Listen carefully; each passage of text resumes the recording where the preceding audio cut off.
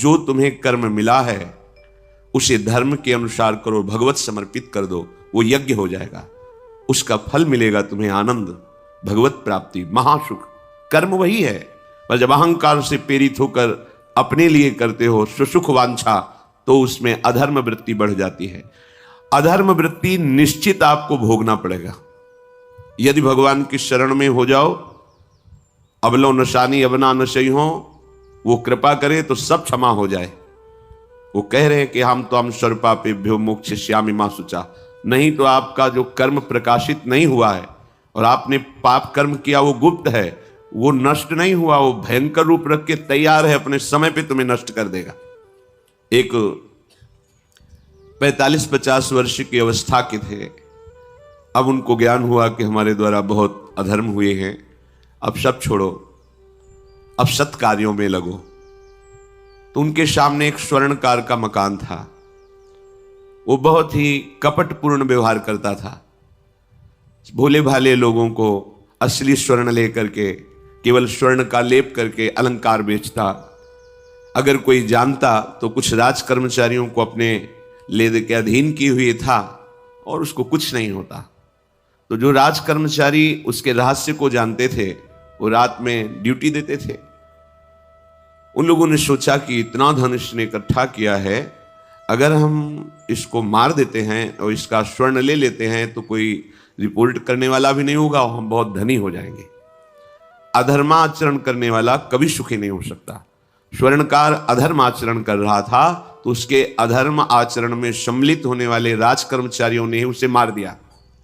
उसका स्वर्ण ले लिया, धन ले लिया और उसे बॉक्स में बंद करके वो निकल ही रहे थे कि वो जो धर्म पे चलना ठाना था उन्होंने देख लिया, बाहर निकले, उनका ये क्या है। अब वो तो फंस गए क्योंकि बॉक्स में उसकी लाश थी और सब बेग झोला में स्वर्णाभूषण धन था। उन्होंने तुरंत उसको कहा, आवाज मत दीजिएगा, देखो हम तुम्हें हिस्सा दे देंगे, ये जो धन हमारे पास है इसको हम 3 हिस्से में बांट लेंगे और इसको हम नष्ट कर देते हैं, कोई जानेगा नहीं, हम राज कर्मचारी हैं, किसी तरह का फसाव नहीं होगा। उन्होंने कहा, ये मैं अधर्म का कार्य नहीं कर सकता, मैं तो अब हल्ला मचाऊंगा, सबको बुलाऊंगा और बताऊंगा कि तुमने इसकी हत्या की है और इसका धन अपहरण कर रहे थे। अब राज कर्मचारी, उन्होंने सोचा हमारी ड्यूटी भी जाएगी, धन भी जाएगा, सजा भी मिलेगी। दोनों ने इशारे में ही बात कर ली और हल्ला मचा के दौड़ पाए, पकड़ो इसे, पकड़ो, जाने न पाए। उसे पकड़ लिया, लोग इकट्ठा हुए, क्या हुआ, देखो ये धन अपहरण करके जा रहा था, इसकी हत्या कर दी। तो हम लोग गश्त लगा रहे थे तो हमें शंका हुई, आए तो देखा ये पकड़ा गया, जो धर्म से चल रहा था उसको पकड़ लिया। अब तो प्रमाण, राज कर्मचारी खुद गवाही देने के लिए तैयार, उसे बंद किया गया, मुकदमा हुआ। वो बार बार जज के सामने यही कहता था, जिसकी कसम खवाओ हम कसम खा लेते हैं, हमने बिल्कुल ये कार्य नहीं किया, ये लोग ये कार्य कर रहे थे, हमने इनको रोका तो इन्होंने मुझे साझेदारी के लिए, पर मैंने वो स्वीकार नहीं किया तो फिर इन्होंने ऐसा किया, पर उसकी कौन बात माने। राज कर्मचारी गवाही, मुकदमा लंबा खिंचा, उसे जेल में रखा गया। हर बार आके वो यही प्रार्थना करता, कई वर्ष तक चलता रहता मुकदमा, जेल का उससे बड़ा कष्ट भोगना पड़ता। वो विचार करता कि मैं अगर हिस्सा ले लेता तो बच जाता, लेकिन धर्म से चल रहा था तो देखो मुझे कष्ट भोगना पड़ा। मुझे लगता है भगवान के दरबार में न्याय नहीं है, धर्म रक्षा नहीं करता, ऐसा लगता है। एक दिन आया और रो करके यही बात कही जज के सामने कि मुझे लगता है भगवान नहीं है, क्योंकि मैं बार बार सत्य को साक्षी करके कहता हूं कि मैंने ये कर्म नहीं किया और मुझे दंड दिया जा रहा है, मुझे क्लेश दिया जा रहा है धर्म से चलने के कारण। अगर मैं सम्मिलित हो जाता तो मुझे तीसरा हिस्सा मिलता और बिल्कुल बात शांत होती। ये क्या धर्म है, कहां भगवान है। जज ने इस पर गौर किया, कई वर्ष वो जेल भोगता रहा, मुकदमा चलता रहा। तब जज ने गौर किया कि बार बार ये कहता है इसकी जांच की जाए, तो हत्याकांड होते ही रहते हैं। एक शव आया वहां, जज ने मंगवाया था, जो पोस्टमार्टम के लिए जाता है, मंगवाया और कहा देखो इसका कोई नहीं है, अंतिम संस्कार के लिए अपने ही लोगों को जाना है। तो 2 कर्मचारी जो थे सरकारी, जो स्वर्ण चोरी में सम्मिलित थे, उनको और उसको कहा कि बस तुम थोड़ी देर नदी के किनारे बैठे रहना, हम और लोगों को लेकर के आते हैं। और एक आदमी को छुपा के बैठा लिया और राज कर्मचारी नदी के किनारे शव को लेकर बैठे। उसको देखा जिसको बहुत कष्ट दिया जा रहा था, सारा आरोप उसके ऊपर था, जो धर्म से चल रहा था। उसे कहा माना नहीं ना, अगर मान लेता तो तीसरा हिस्सा भी मिल जाता, बात वहीं खत्म हो जाती है। देखा, फंसा दिया, तेरे को आजीवन कारावास मिलेगा, कोई नहीं बचा सकता तेरे को। मेरी बात नहीं मानी, कह रहा था हल्ला मचाऊंगा, ऐसा वैसा, अब भोग। तो जज के द्वारा जो एकांत में बैठाला हुआ आदमी था, उसने पूरी बात सुनी, इसीलिए नाटक रचा गया था। तीनों को बुलाया और कहा तुम निर्दोष हो उस धर्मात्मा से, स्वयं इनकी आवाज से हमने सुना ये कह रहे थे जो तुम बात कह रहे थे। तो उसने कहा कि ये तो ठीक है, अब निर्णय ठीक कर दिया, लेकिन आप कई वर्षों से मैं दंड भोग रहा था, ये कौन सा न्याय है? किस अपराध के कारण? मैं तो धर्म से चल रहा था, इसमें किंचन मात्र मेरा कोई अपराध नहीं था, फिर कई वर्ष से मैं सजा क्यों भोग रहा था? बार बार प्रताड़ना, नाना प्रकार के कष्ट क्यों भोगा मैं?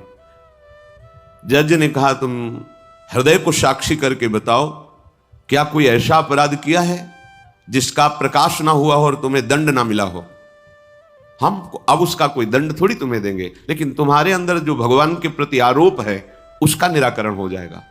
उसने कहा हाँ, यौवन अवस्था में मैंने किसी स्त्री को ऐसा ऐसा, और वो विरोध करने पर भी उसे मार दिया और आज तक बात कोई प्रकाशित नहीं हुई। तो बोले फिर भगवान को क्यों दोष देते हो? वो कर्म तुम्हारा दंड अगर मिल जाता तो नष्ट हो जाता, वो कर्म सुरक्षित है। उसी कर्म ने तुम्हें यहां अधर्म ना होने पर भी फंसाया और देखो तुम्हें भोगना पड़ा। तो निश्चित समझो, यदि आप अधर्म के द्वारा कोई भी सुख साधन करेंगे तो आप नष्ट होंगे। अधर्म के द्वारा आप धन आदि छीनना चाहेंगे तो आप नष्ट होंगे।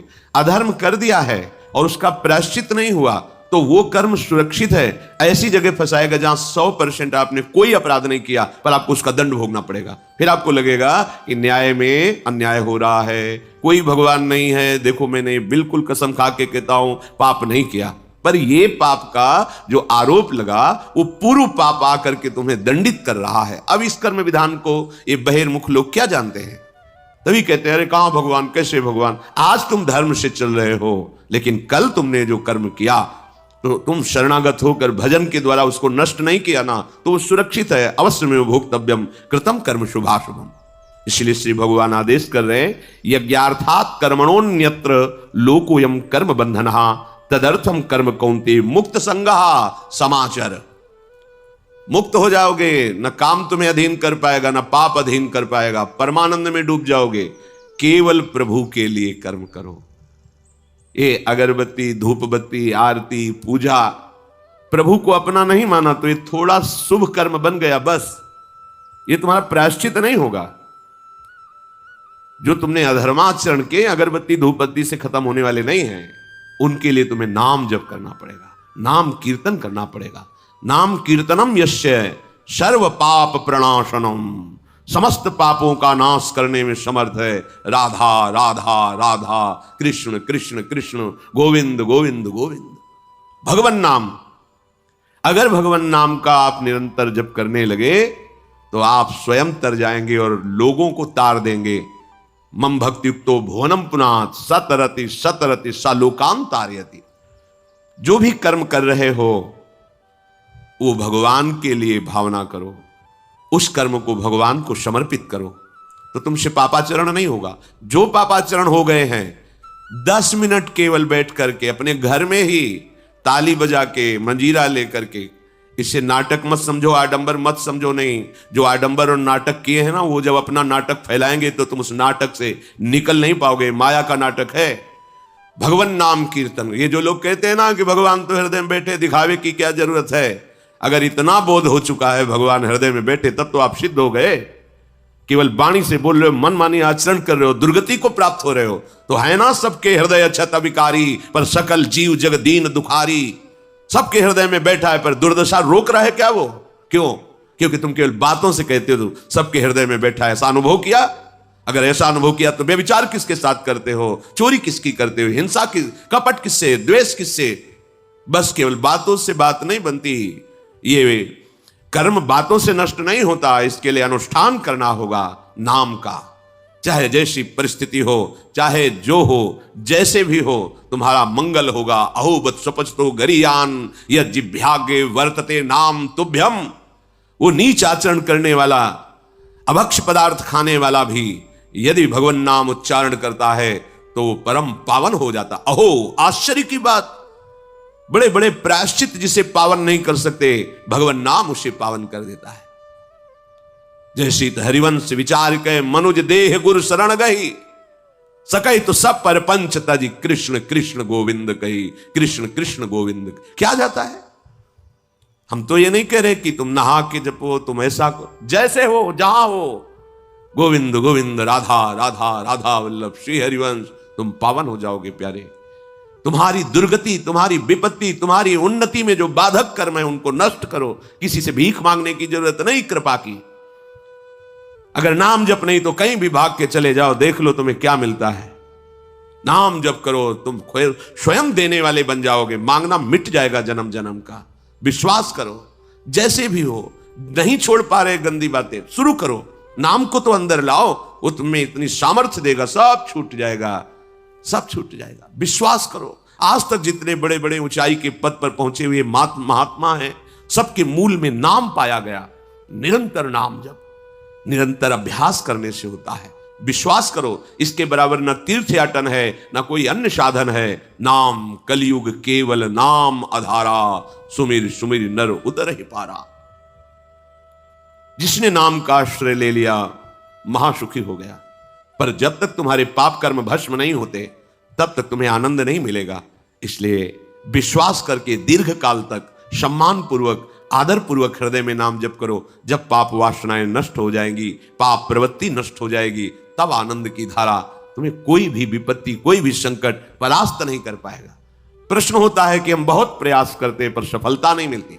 प्रयास को कहते हैं पुरुषार्थ, और सफलता नहीं मिली उसको कहते हैं प्रारब्ध।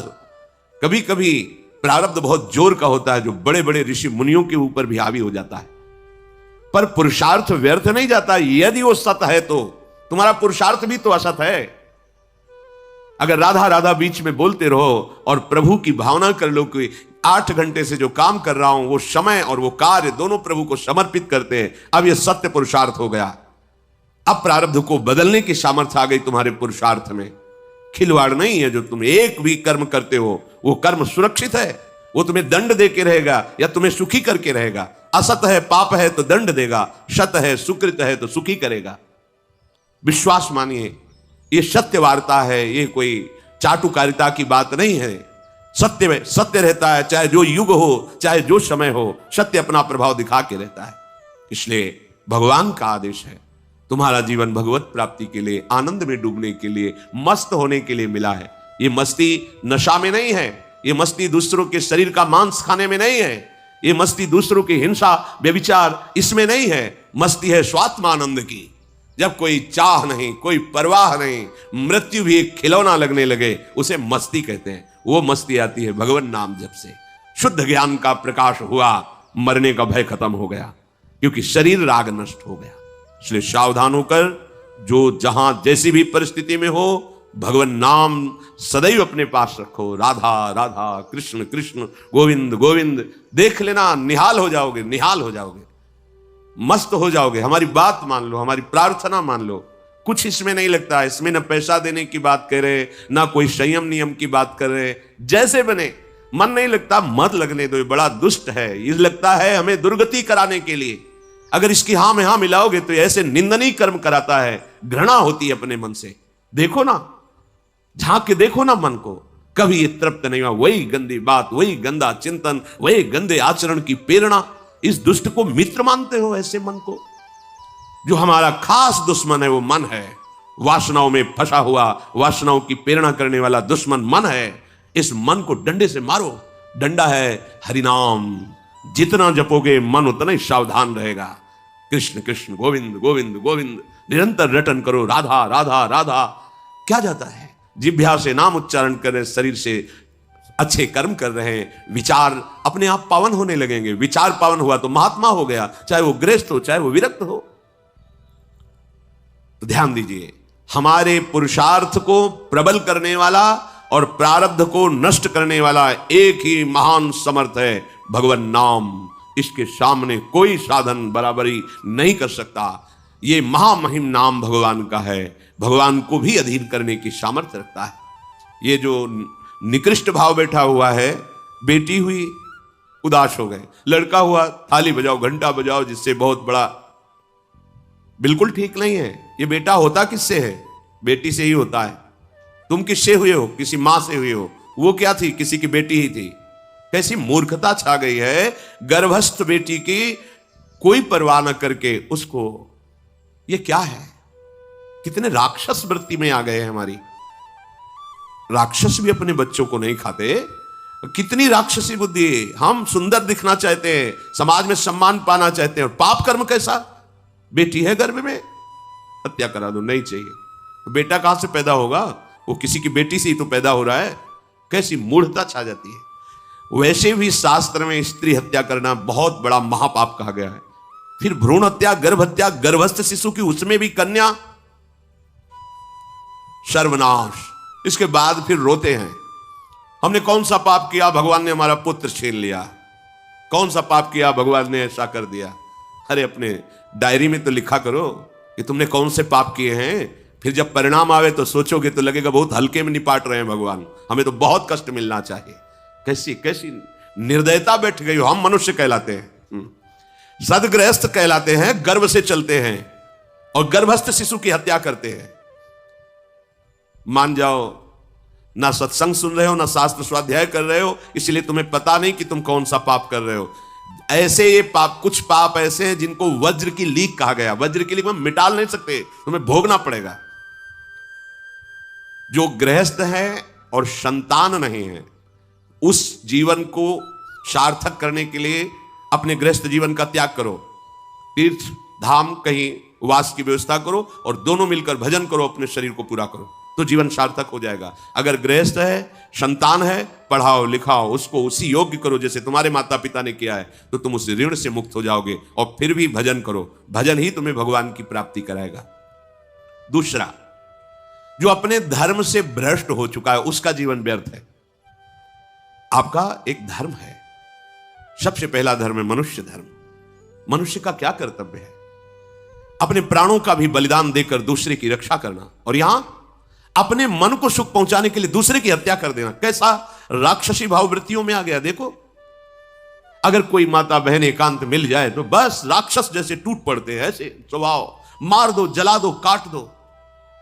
बड़ी दुर्गति होगी, देख लेना, यहां भी होगी।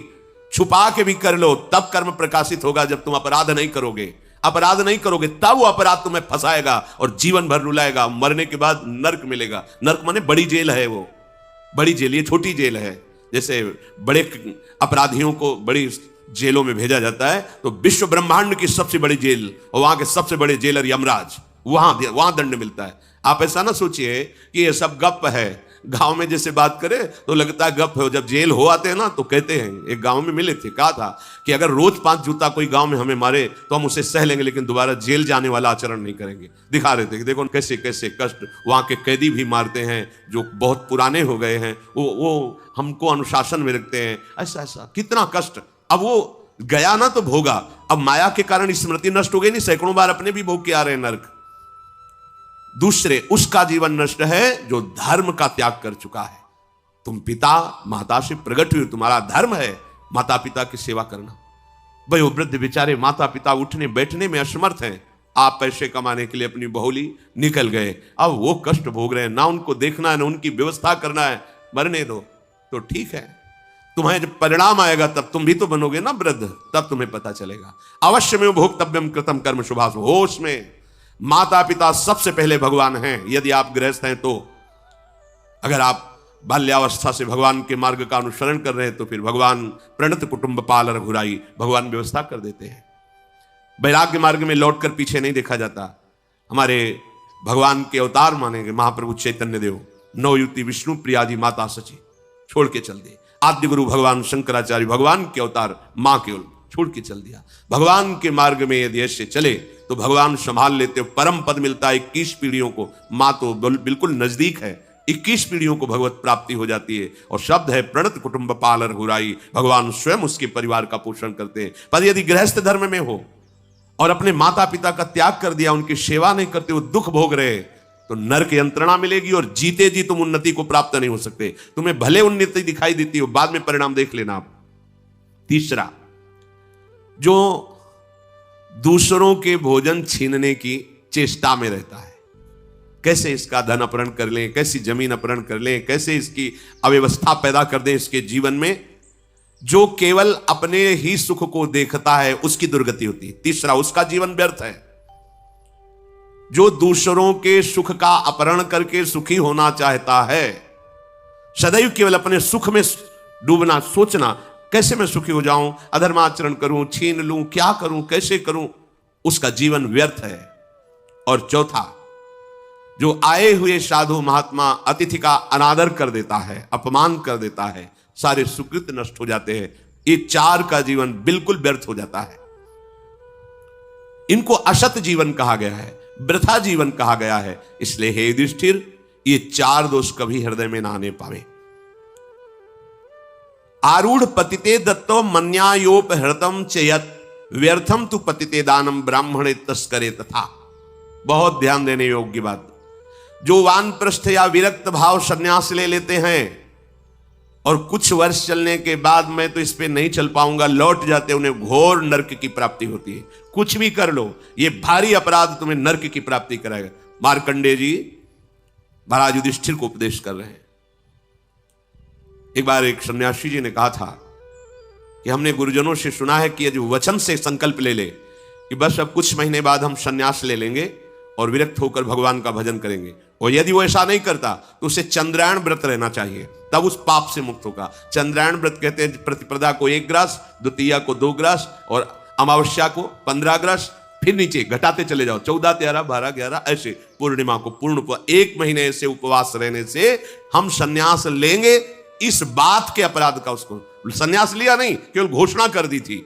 और जो संन्यास ले लिया या वानप्रस्थ, वानप्रस्थ कहते हैं पत्नी के सहित विरक्त होकर भजन करना। गृहस्थ में थे, अब निर्णय कर लिया कि अब आजीवन हम ब्रह्मचर्य रहेंगे और भगवान का भजन करेंगे, धाम तीर्थ वन आदि में रहकर वो जीवन में दोनों भजन करके भगवान की प्राप्ति में लगा, उन्हें वानप्रस्थ कहते हैं। संन्यास जो पूर्णतया वैराग्यवान होकर केवल भगवान के आश्रित जीवन। संन्यास मार्ग में माता पिता परिवार का दिया हुआ कुछ स्वीकार नहीं किया जाता, उनके द्वारा भरण पोषण नहीं स्वीकार किया जाता। अगर स्वीकार करता है अपने धर्म से भ्रष्ट हो जाता है। ये मनमानी आचरण, न शास्त्र स्वाध्याय है, न सत्संग में श्रद्धा है। मनमानी आचरण से अध्यात्म मार्ग प्रकाशित नहीं होता। जिसने संन्यास ले लिया और वो फिर गृहस्थ में लौट जाता है, अब हमसे तो होने वाला नहीं, तो उसे आरूढ़ पतित कहते हैं। आरूढ़ पतिते दत्तो मन्यानयोपहृतम चयत, उसको दुर्गति प्राप्त होती है। इसलिए होश में, ये मार्ग ऐसा नहीं अब हमारा मन नहीं लगता, अरे अहो भाग्य है कि तुम्हारे भाग्य से विषय भोग मिटा दिया भगवान ने, तुम्हें परमार्थ का मार्ग दे दिया। जिसको छोड़ना कठिन है भगवान ने उसे काट दिया, चलो मेरे मार्ग में चलो। हम मनमानी आचरण नहीं, बिल्कुल नहीं। यहां शास्त्र आदेश करता है। ऐसे नहीं होना चाहिए कि 4 दिन हुए कपड़ा उतार दिया, कपड़े बदल लिए, 5वें दिन फिर उसी पोशाक में। तो जानते हो इससे क्या होगा? जीवन भर कुछ कर लो, दुर्गति प्राप्त होगी। तस्मात् शास्त्रम प्रमाणम ते कार्याकार्यो, ये कानून है। कानून में फंस गए तो सजा निश्चित होगी। ये भागवतिक कानून, जैसे एक राजकीय कानून है, तो ये भागवतिक त्रिभुवन का कानून है। त्रिभुवन में कहीं यही कानून काम करेगा।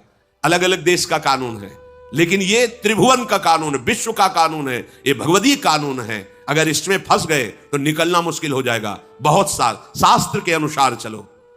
तो जो वानप्रस्थ या संन्यास लेकर के पुनः गृहस्थ धर्म से युक्त हो जाता है, उसकी दुर्गति निश्चित हो जाती है। आप तुम वो कर ही नहीं पाओगे। जैसे कहते हैं अब मंत्र ले लिया, आप क्या जाने की जरूरत है? मंत्र प्रकाशित ही नहीं होगा, जप ही नहीं पाओगे। लिख के देख लो, ये शब्द लिख लो, मंत्र नहीं प्रकाशित होगा, जप ही नहीं पाओगे। खिलवाड़ है परमार्थ चलना। एक एक अक्षर में अगर त्रुटि हो जाती तो छाती जलेगी। कैसे गलती कैसे होगी? एक अक्षर भी अगर शास्त्र सम्मत इष्ट प्रेरित है, हृदय शीतल रहेगा, परमार्थ प्रकाशित रहेगा। ये मार्ग है। अब कौन शास्त्र स्वाध्याय करता है? कहां में सत्य चर्चा सुनने को मिलती है? भगवत कृपा है जो सुनने को मिल रही, इसको हृदय में धारण करो। जो जीवन हमें भगवान ने दिया है, ये निंदनीय जीवन नहीं है, ये रोने वाला जीवन नहीं कि हाय हमें दूल्हा नहीं मिला, दुल्हन नहीं मिली। हाँ, संसार के भोग नहीं मिले, परिवार, बड़ी कृपा हुई जिस दलदल से हम नहीं निकल सकते थे, नहीं निकल पाए अनंत जन्मों से, आज हमारी लाडली ने फूल जैसा मुझे अलग कर दिया। ये ग्रह कारज नाना जंजाला, तेति दुर्गम शैल विशाला, ये शर्म आवत अति कठिनाई, राम कृपा बिनु आए न जाई। भगवान ने तुम पर कृपा की, तुम्हें नाचना चाहिए कि रोना चाहिए? विषयों को देख देख कर जलते हो, भोगने की लालसा रखते हो, कैसा जीवन, व्यर्थ जीवन। बिल्कुल नहीं, सावधान, तुम्हारा जीवन भगवान के लिए, तुम्हारे भाग्य में श्री जी लिख दी गई है। हमें नाचना चाहिए। हमारे भाग्य को बदल कर प्रभु ने अपना चरणारविंद, अपना धाम, अपना नाम, अपनी सेवा दे दी। धिक्कार है अगर ऐसे होने पर भी ललचाए और उस मार्ग की तरफ जाए जहां से श्री जी ने निकाल लिया। तो जो वानप्रस्थ या संन्यास धर्म स्वीकार करके पुनः गृहस्थ धर्म का आश्रय ले लेता है, उसकी नारकी गति होती, दुर्गति होती है। और जो पापाचरण करके, अन्याय से, अधर्म से छीन झपट करके धन, और सोचता है उसमें कुछ दान कर देंगे। जैसे किसी ने प्रश्न किया था ब्लैक और व्हाइट, कि अब हम तो ब्लैक और व्हाइट का मतलब काला और सफेद समझते हैं, तो काला धन का मतलब होता होगा अधर्माचरण या जो राजकीय विभाग से पास ना हो, उसे ही काला धन कहते होंगे। तो काला धन काला ही रहता है, कोई व्हाइट नहीं कर सकता उसे। जमा कर लो, एक समय आएगा कि ट्रक में लद के सब चला जाएगा, तुम भी लद के चले जाओगे। अगर वो समय ना आया तो यमराज के दूत तुम्हें ले जाएंगे, सब यही पड़ा रहेगा। होश में चलो। दान किसे कहते हैं? खूब मेहनत करो, धर्म से कमाओ, फिर उससे एक रोटी की व्यवस्था किसी की भी कर दो, उसे सतदान कहते हैं। लाखों बेईमानी से कमाए, अधर्म आचरण से दूसरों को चूस चूस के ऐसा दुख दे कर फिर सोचा कि लाख में 10,000 दे देते हैं, व्हाइट हो जाएगा। व्हाइट नहीं हो जाएगा, ये और तुम्हारे ऊपर आक्रमण कराएगा, क्योंकि जिनको दे रहे हो उनकी भी बुद्धि तो भ्रष्ट होगी। तो तुम्हारा धर्म बनाना, हाँ, व्हाइट नहीं होगा, फाइट हो गया।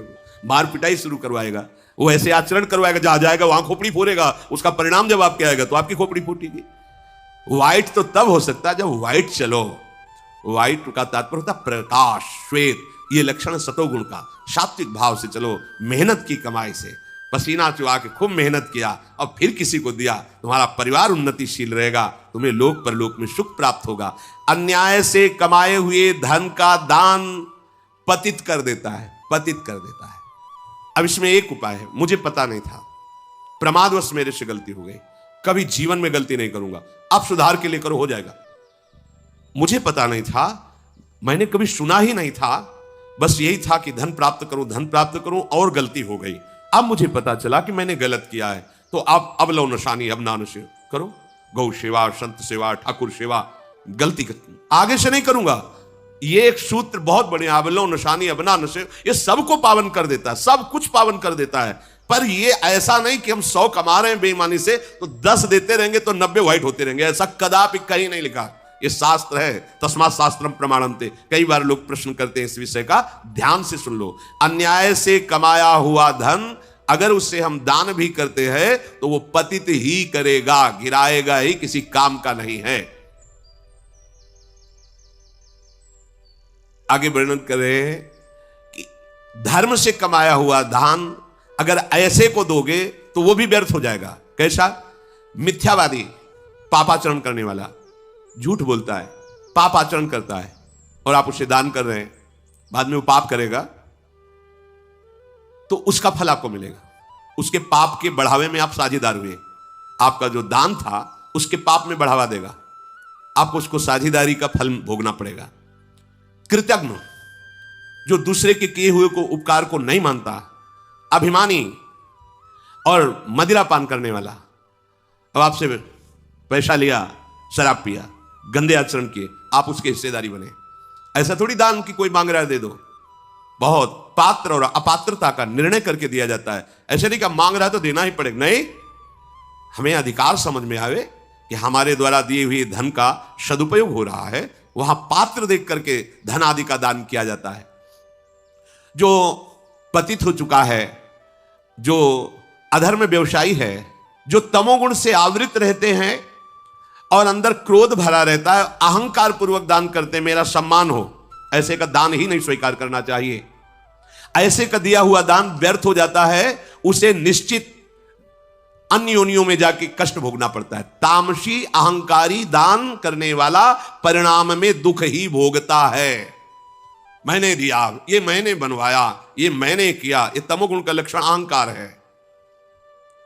श्रेष्ठ मंत्रवेत्ता सतमार्ग में चलने वालों को दैन्य होकर छुपा कर दान देना, ये उत्तम लोगों की प्राप्ति कराने वाला है। देखना है, धर्म से चलता है।